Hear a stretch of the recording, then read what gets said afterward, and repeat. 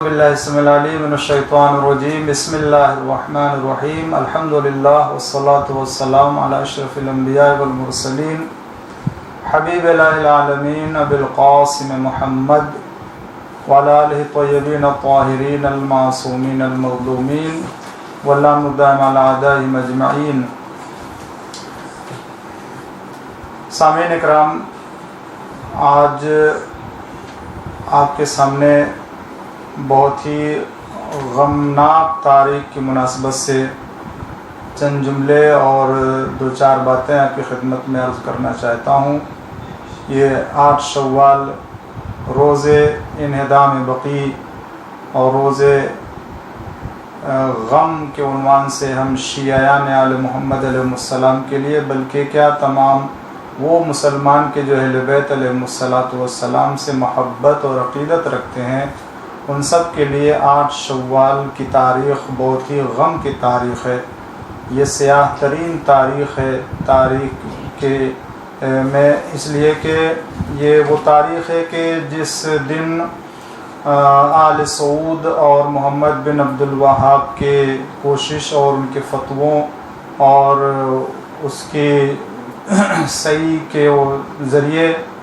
تمام مزارات اور تمام قبور مکہ و مدینہ کو زمین بوس کر دیا گیا تھا. یہ اصل میں ایک تاریخ ہے کہ جس کو آپ کے سامنے مختصر انداز سے میں 8-7 منٹ میں 10 منٹ میں کے اندر میں آپ کو بیان کر دینا چاہتا ہوں کہ دراصل یہ دشمن اسلام کی سازش کے تحت مکہ و مدینہ میں آل سعود خاندان کو مسلط کرنے کی کوشش کی گئی اور طاقت اور قوت کا استعمال کیا گیا، اور ادھر مذہبی اعتبار سے محمد بن عبد الوہاب کو اختیار کیا کہ جو خود بچپنے سے ایسے افراد کی کتابوں کے پڑھنے کا عادی تھا کہ جن لوگوں نے مدعی ادعاء نبوت کیا تھا، جیسے مسلمہ کذاب ہے، سجاح ہے، اسود عینی ہے. اس طرح کے افراد تھے کہ جو خود تاریخ اسلام میں فتنے پیدا کیے، ان کی کتابوں کے پڑھنے کا خود یہ شوق رکھتا تھا محمد بن عبد الوہاب، اور خود جس کے بھائی نے مخالفت کی، خود جس کے باپ نے بھی مخالفت کی، اور دراصل یہ خود ابتدا میں ادعاء نبوت کرنے کا شوق رکھتا تھا، مگر اس کو موقع نہ ملا کہ نبوت کا دعویٰ کرتا. لیکن اس نے اپنی تحریک اور اپنے مشن کے زیر نظر یا کہہ لیجیے پس منظر میں ادعاء نبوت کو رکھا، اور اسی کے تناظر میں طور طریقے نبوت کے ہی رکھے. مثلا جب وہ اپنے تحریک کو آگے بڑھا رہا تھا اور جو لوگ اس کے پیروکار بنتے جا رہے تھے، تو جو لوگ باہر سے آتے تھے وہ انہیں مہاجر کہتا تھا، اور جو اس کے شہر اور وطن کے لوگ تھے ان کو انصار کا نام دیتا تھا. اس کے علاوہ خود حضور اکرم صلی اللہ علیہ وآلہ وسلم پر درود پڑھنے کو وہ ناپسند کرتا تھا، اسے پسند نہیں تھا.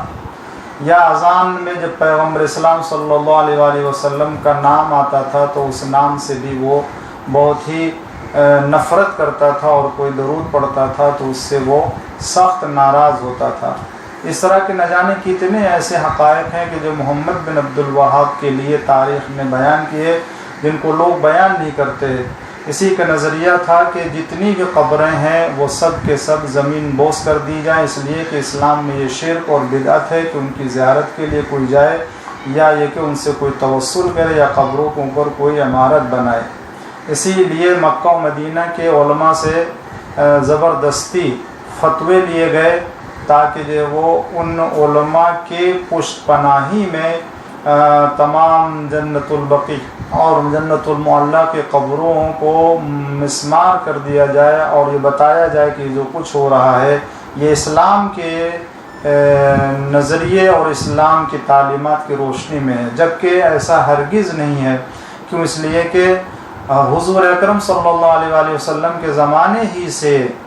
قبروں کی زیارت، قبروں کے اوپر تعمیر اور رسالت مآب کے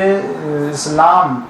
اور آپ کی بعثت سے پہلے بھی کچھ ایسے انبیاء علیہ السلام کی قبریں تھیں کہ جو موجود تھیں اس وقت، مگر حضور اکرم نے کبھی بھی ان کے انہدام یا ان کو زمین کے برابر کرنے کا حکم نہیں دیا۔ خود جناب یوسف علیہ السلام، جناب یعقوب علیہ السلام کی قبریں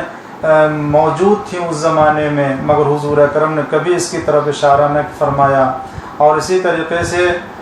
خود جنت البقیع میں آپ آتے تھے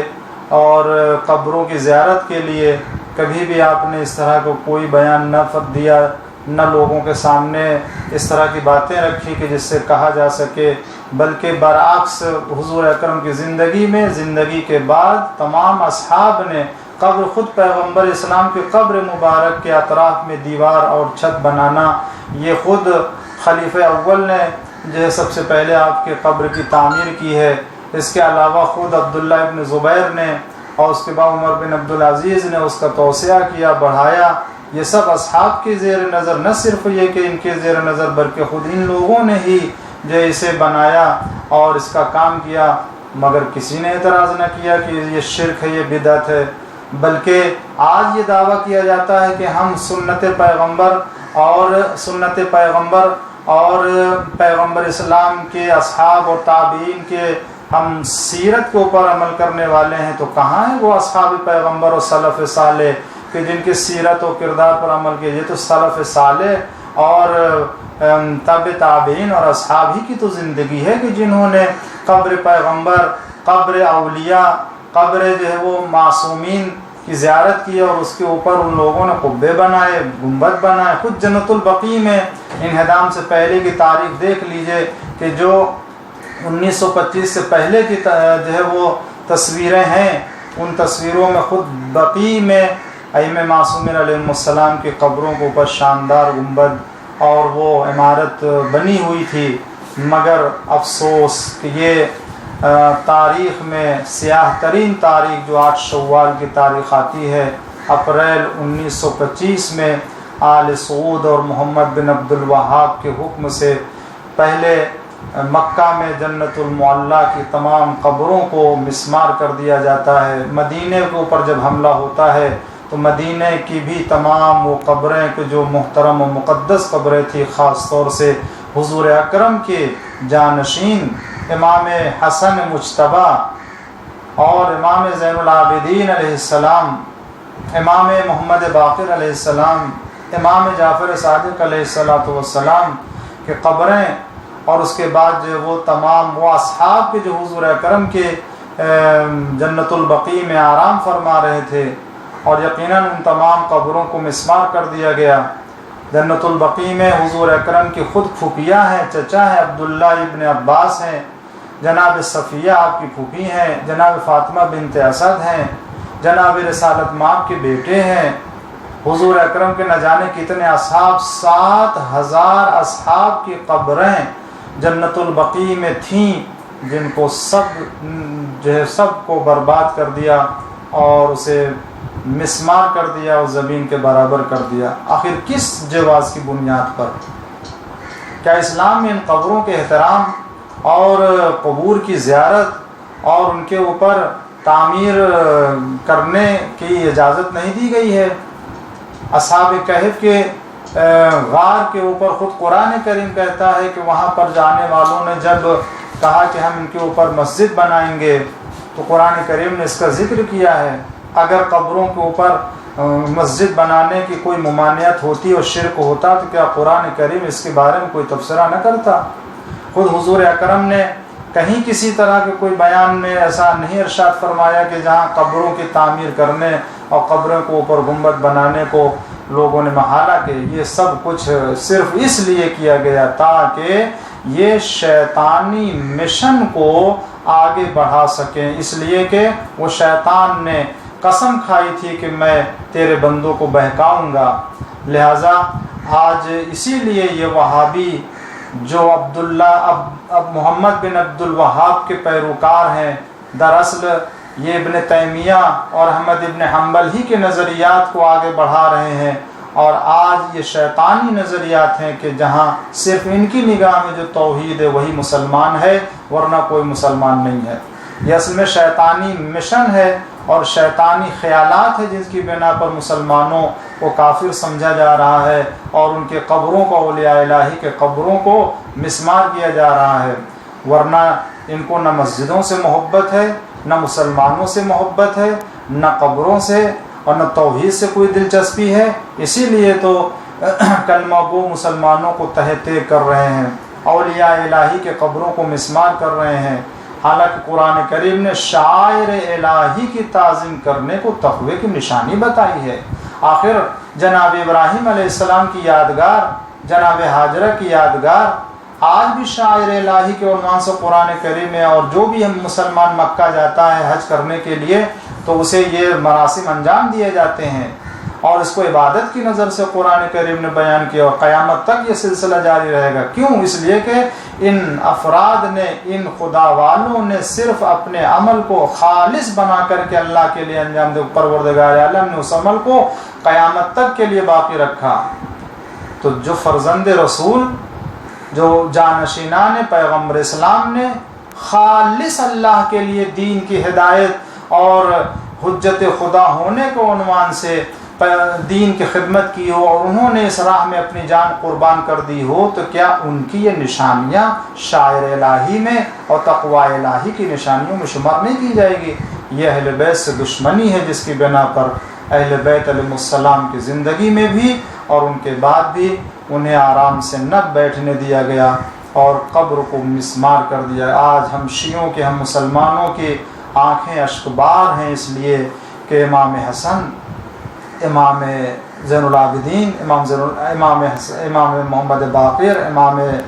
زین العابدین علیہ، امام جعفر صادق علیہ السلام کی قبریں آج ویران ہیں، کوئی ان کے قبروں کے اوپر چراغ جلانے والا نہیں ہے۔ ہماری جانیں قربان ہو جائے ان ائمہ معصومین کے اوپر، اور ہم سب دعا کرتے ہیں کہ پروردگار اس ظلم کا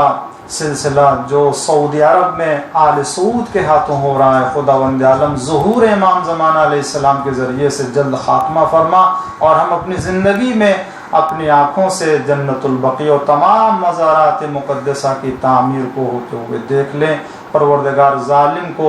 نابود فرما، مظلوم کی مدد فرما، بحق محمد والہ الطاہرین۔ السلام علیکم ائمۃ الہدی ورحمۃ اللہ وبرکاتہ۔ استودعکم اللہ واقرأ علیکم السلام۔ آمنا باللہ وبالرسول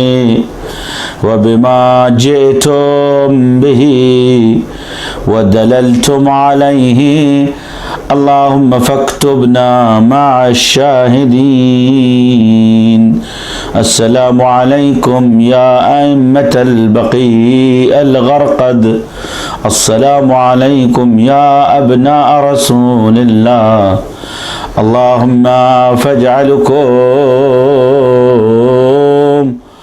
اللهم فاجعلهم شفعاء في الدنيا والآخرة، واقبل فينا شفاعتهم، اللهم صل وسلم وبارك عليهم وأهل بيته الطاهرين۔